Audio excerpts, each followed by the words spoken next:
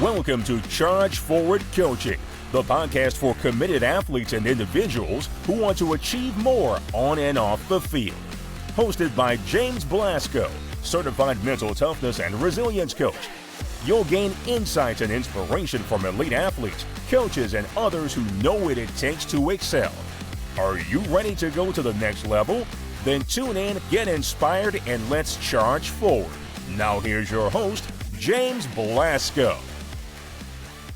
Hello, and welcome to another episode of the Charge Forward Coaching Podcast, where we dive deep into the world of mental toughness and the 4 C's of mental toughness: confidence, commitment, control, and challenge. And today we're going into the world of Brazilian Jiu Jitsu, and we have just the guy to help us do it. Igor Mancebo is not only a black belt, he's a phenomenal teacher, has a great career of his own. And he's here to explain not just the sport, which is one of the fastest growing sports in the United States and around the world, but the mindset it takes to participate in this specific sport. So, Igor, welcome to the program. Thank you. Thanks for having me. Yeah. I hope I can help you guys out with some of my experience. Yeah, no worries. I'm sure you will. Looking at your background, I'm thrilled to talk to you. You have a great background, but I'll throw an easy question at you at first. Why don't you share a little bit of your background and how you got into the sport to begin with? Okay. So I started practicing Brazilian Jiu Jitsu. I was 14. I was back in Brazil. I used to live in Brazil. I'm from Brazil. I lived there for my whole life.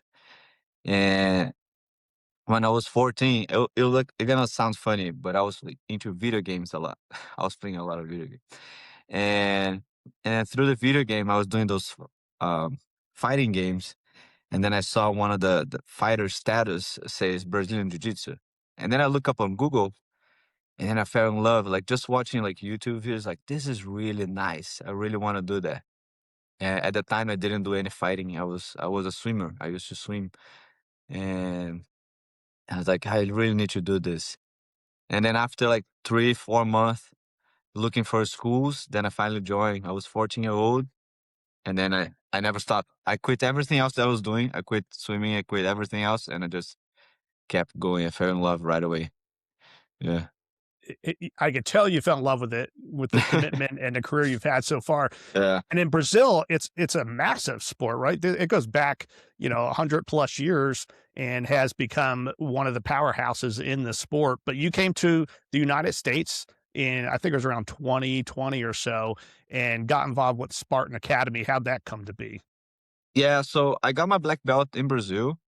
And then at the time, in Brazilian Jiu Jitsu, we have lineage. So I have my coach has his coach. And at the time, all my lineages, they're already in the United States, and they open up schools here. And then I got invited to take over one of the schools in Palm Coast in North Florida. That's where I am right now. And so I got my black belt 2018, and then right away, 2019, I moved to the United States as an invite to take over the academy, one of my coach's academy. And then I have been working there since. I love what I do. When I started, the school was very small. We had 40 students. Right now, we around 200. So it's very, very good. And yeah, that's how I got here. Yeah, and you've done a hell of a job. Thank you. We'll get to all the success Yeah. with Spartan Academy and little Palm Coast, Florida here in a second. But Sure. I want to kind of dive into the mindset it requires to be really good at this sport. What do you see in the great fighters, the great competitors, that separates them from folks who are just trying to be good? Like any other activities, it's something that when you start, you're gonna fall in love right away because everything is new, everything is excited. You learn new things every day. And then everybody helps you out to grow. The community is very nice. The way that we are doing our workout without actually doing our workout is very nice. We're hanging out with each other, we're helping each other. The beginning is very nice. And what I tell everybody is that phase goes away. Eventually, the things that you learn, you're not gonna learn new things anymore. You're just gonna have to improve the things that you already know. And once you get on that phase, the discipline will be more important than how much you like it or the excitement of being there.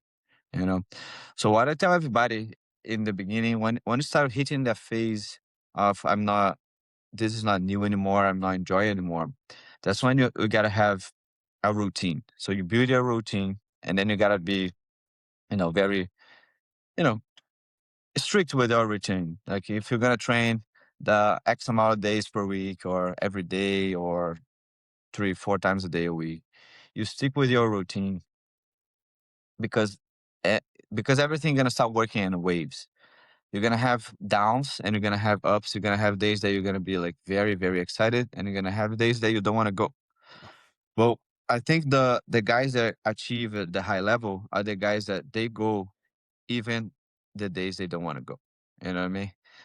They go because they know they have to do that in order to get better, and the results come. What I tell my students, like, if you do that, the results will come. You know.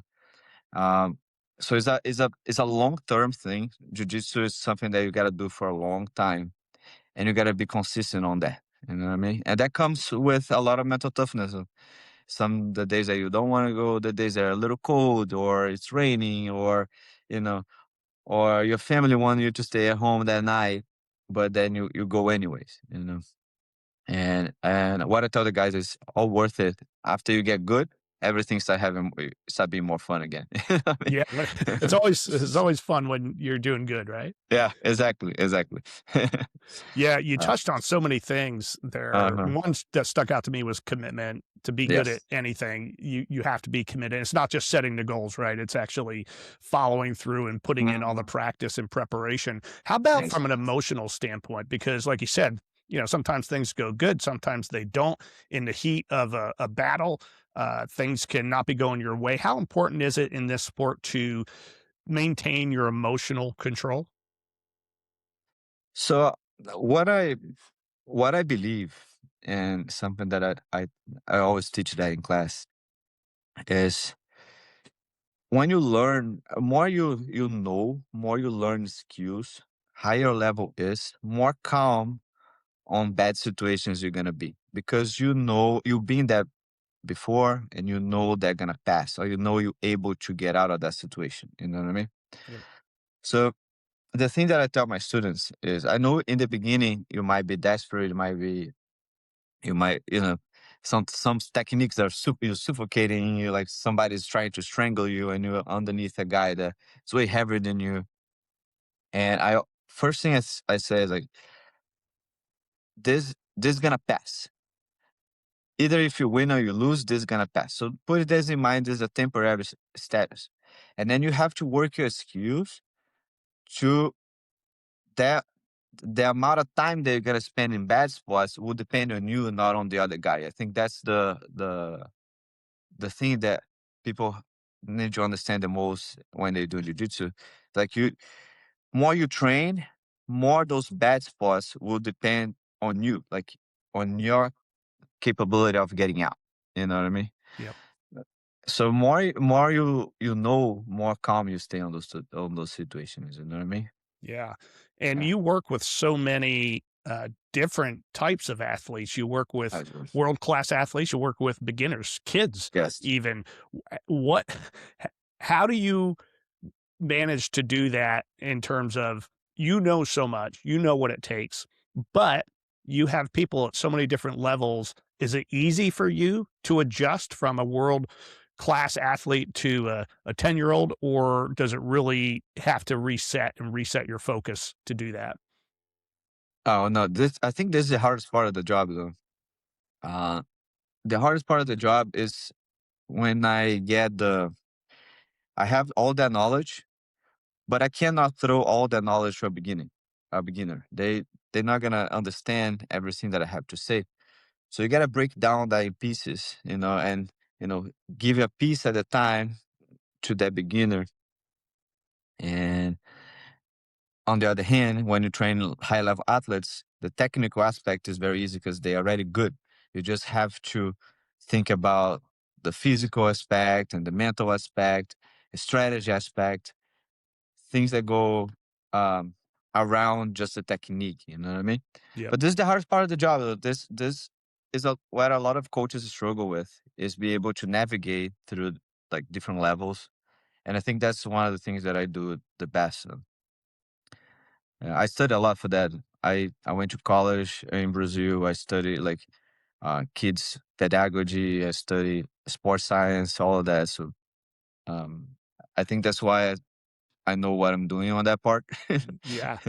I think so, because recently, I think this past year, you had kids go over to Italy and Yeah. I think win some championships there. You had another kid go to Long Beach and did really well out there.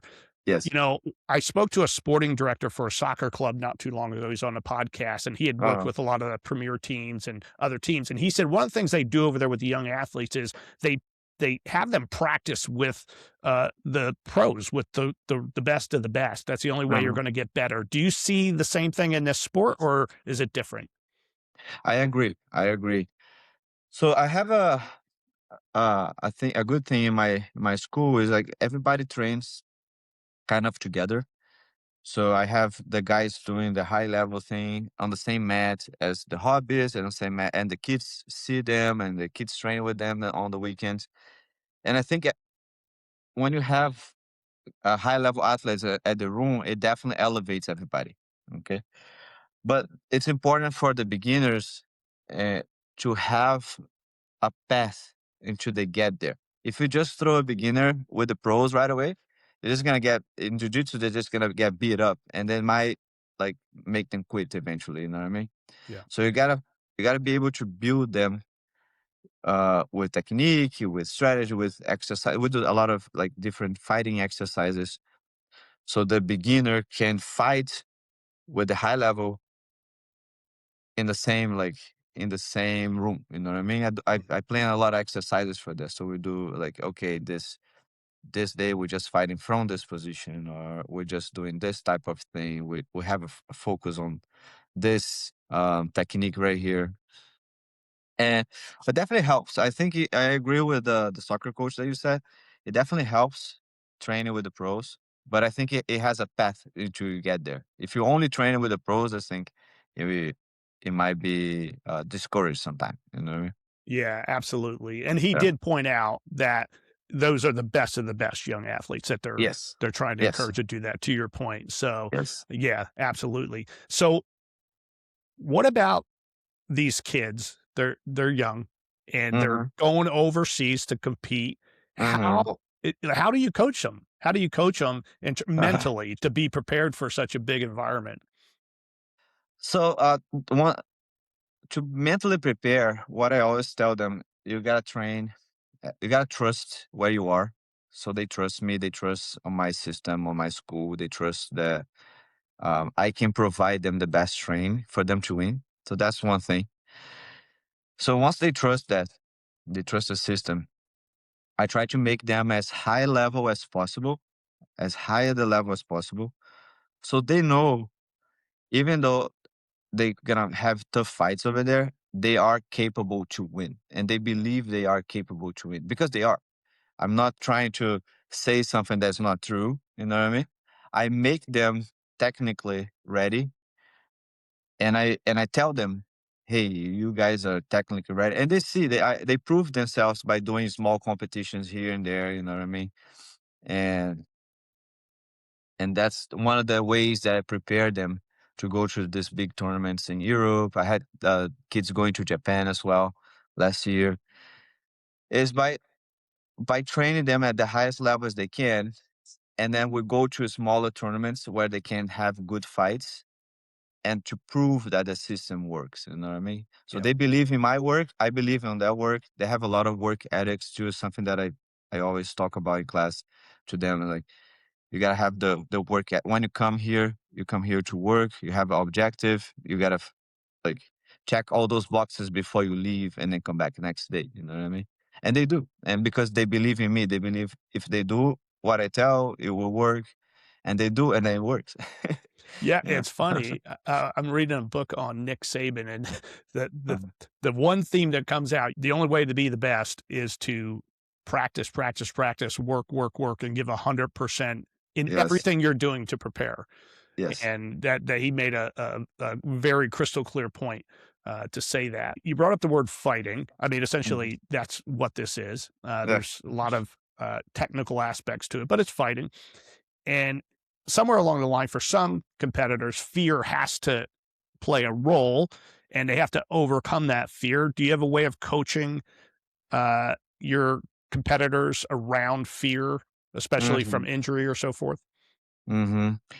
So each athlete will be different, okay? I think it's part of coaching, especially my sport is an individual sport. So we don't fight as a team, like a soccer team or a basketball team. Each fighter goes and do their own bracket and their own fight. So which each student it will be different.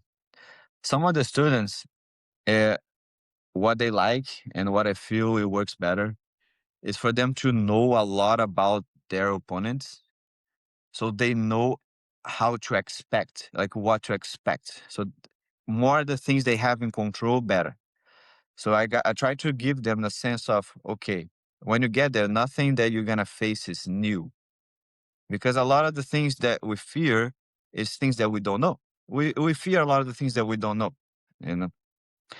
So when I give them, okay, this opponent is gonna do this type of thing or this type of thing, and that's kind of the path that the fight will be, and they have that already. Nothing that happens is new, so they are less afraid of doing that.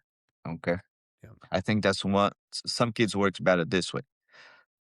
Some other kids they have more anxiety, for example. So if they know too much, they overthink too much.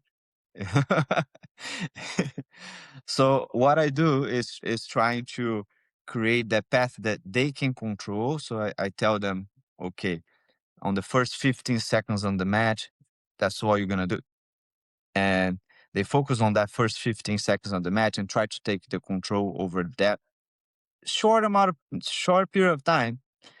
That will make difference on the whole match. That's something that I always I sometimes I have to think that way, and I try to make them think less about the opponent as possible if they have too much of an anxiety. So you gotta talk to your students. You gotta feel each one of them gonna react different in different approaches, you know.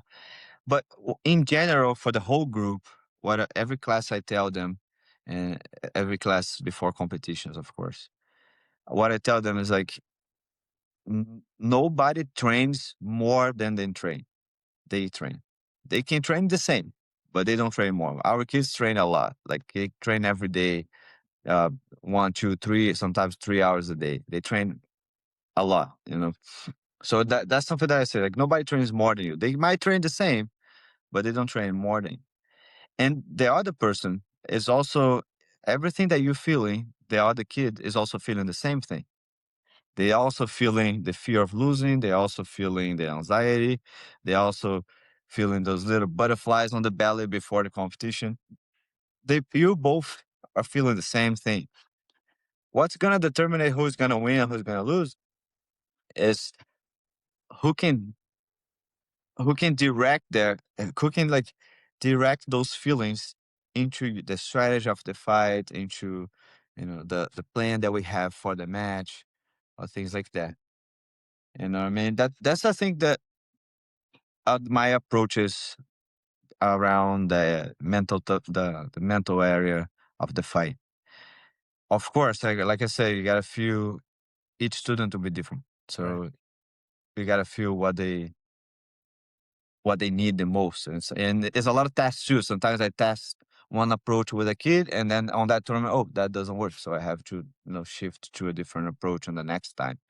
Yeah, Y yeah, Yeah, that makes perfect sense because everybody is different, and it is. especially in, uh, situations where there's more pressure, more Yeah, uncertainty, that's when you really kinda understand where that person is yeah. mentally, at least. So, I was Just just just yeah, one thing. go ahead. Sorry, I forgot to say that. I'm sorry. Yep. One thing that I think I try to do with the kids. I wanna I try to let them know that the results, if the lose or the win, for me, the way that I gonna feel for them, like my feelings for them, won't change at all. Like if they win or if they lose, I still gonna coach them the same. I like them the same. I'm not mad at them if they lose. And I try to focus on that performance. What I tell them is like, winning or losing, I want to see you go in there and perform the moves or the strategy or the techniques that we practice in class. Okay. If I see you doing things, I'm going to be so happy that the result is not what's going to matter at the moment. You know what I mean? It's the performance that going to matter the most. And especially for the kids, I know sometimes the parents, they put the pressure that they have to win, and that kind of bothers me sometimes. Uh, but for the kids, I think on the long-term plan, I want to see them performing good skills and good techniques as a kid. So when they get on the adult level, they're ready to face the adult level, division. Of course, when you perform good, most of the times you win. That's right. Of course, most of the times you win. That's a consequence. But uh, my my goal as a coach for kids is to elevate their level on every competition, no matter the result that much.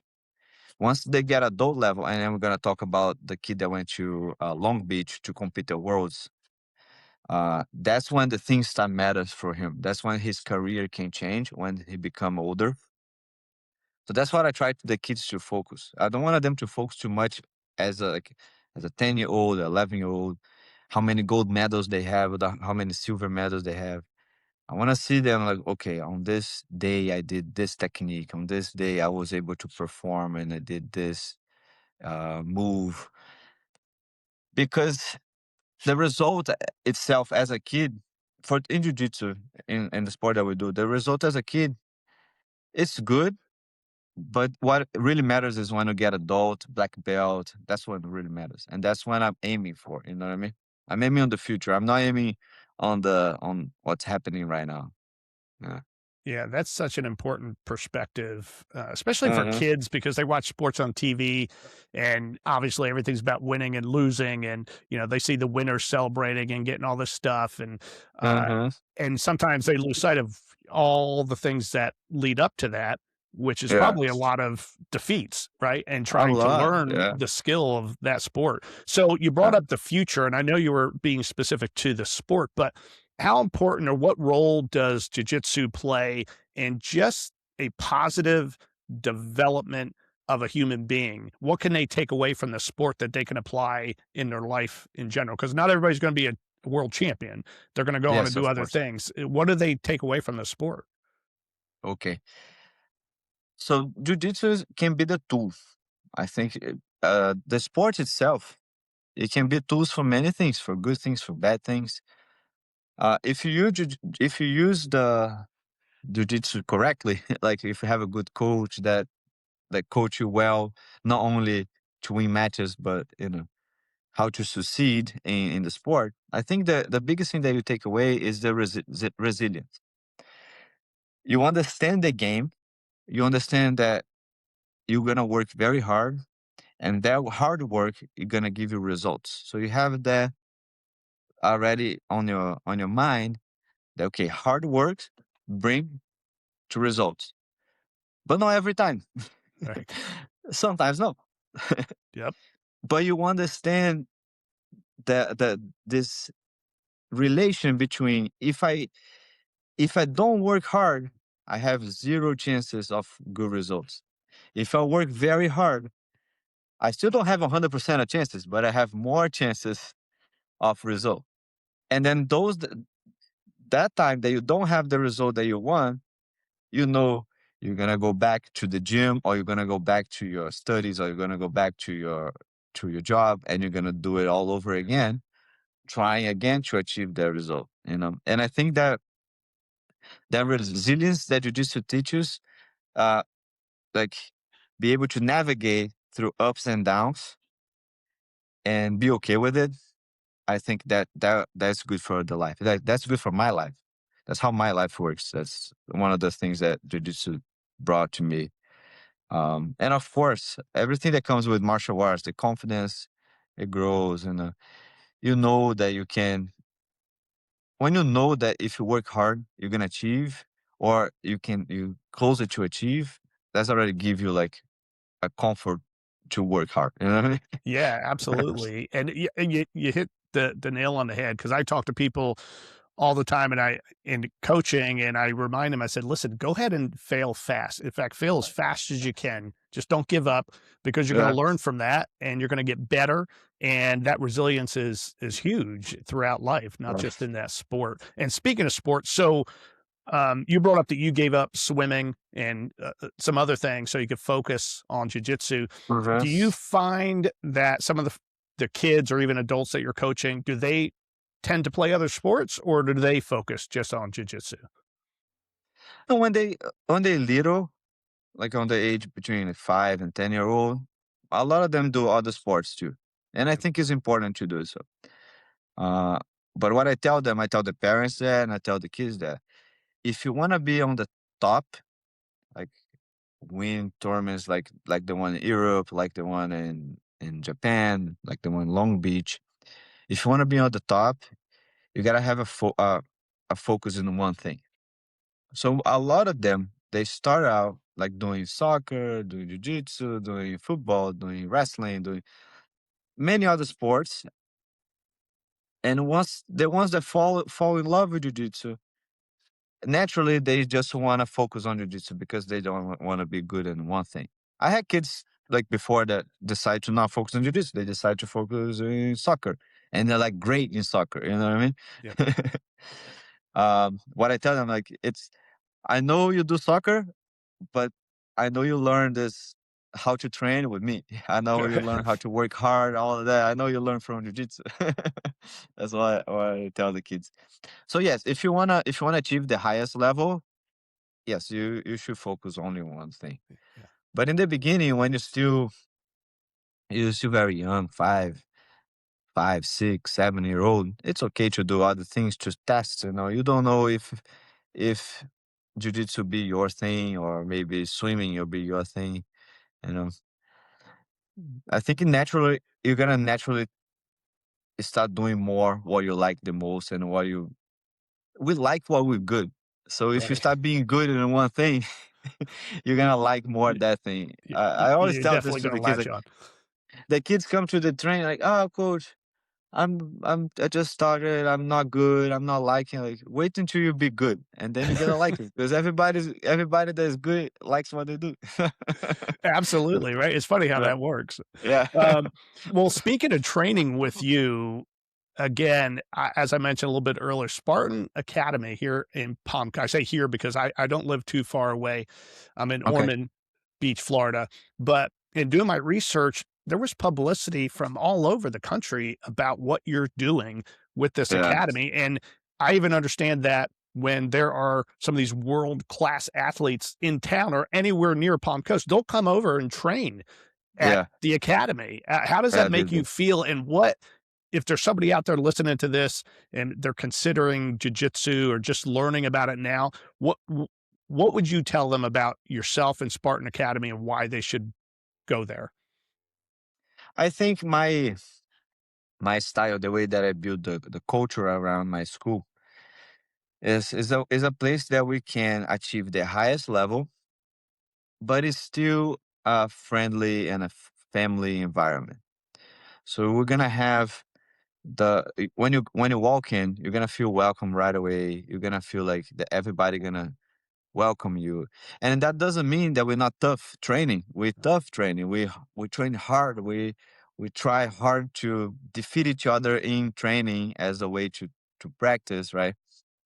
Um, but I people come and they still feel like, oh, I can train here, I can be good, but I can bring my family here, I can bring my kid here, I can bring my wife here, and they also gonna feel welcome. They also gonna feel part of the like part of like a big family, if you know what I'm saying. So that's one of the things that I try to tell people. And even the ones that train with us that don't want to be the highest level, they don't want to be pro athletes or nothing. I still stimulate them to be the best they can. So I wanted them to achieve the highest level they can with their own limitations, with their own jobs and the family and all the other things that goes around human being's life. But I still wanted to do as best as you can do with what you have. So I think what attracts people here, and that was in the beginning, that was surprising for me too, that a lot of people coming to me and say, "Hey, I really like the training here. I would love to come here more." And people from other cities, they drive to come training with me. I think it's because of that, because we have really good training, the highest level I can give, but we still have that family and friendly environment. You know what I mean? The person will come and they're not gonna feel challenged. They're gonna feel the challenge technically, but they're gonna feel they're welcome. You know what I mean? They're gonna feel that the person's trying to help them. Everybody cares about each other's growth, not only a bunch of people trying to demolish each other, in certain ways. Well, Yeah. your work speaks for itself. I think everything that's being said about the academy, about yourself, is perfectly accurate, and it's great. And we're glad to have such a great Thank you. facility in the community. And it's cool that you're getting so much national recognition as well, and putting out champions. We really, really are proud of you. Yeah. Um, I want to thank you for your time, Igor. That was awesome. I'd love to have you back on. There's a lot more in the way of questions I want to ask about not just the sport, but your personal career and other things that you're doing. Okay. But thank you for being on the program. No, thank you very much. Thanks for having me. And let me tell my story a little bit. Yeah, absolutely. We'll Yeah. we'll let you tell more the next time around. For those of you out there who are watching, thank you for tuning in. Remember, if you want to learn more about mental toughness, you could go to chargeforwardcoaching.com. You could even give me a call. I'll be happy to sit down with you for free for about 30 minutes. You can learn a little bit more about mental toughness. I can learn more about you, and we could go from there. But in the meantime, remember to keep charging forward.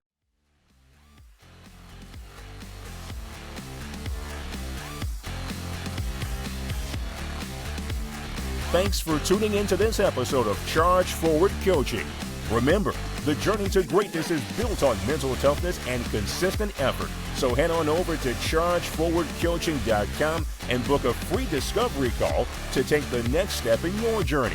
Until next time, stay focused, stay determined, and keep charging forward.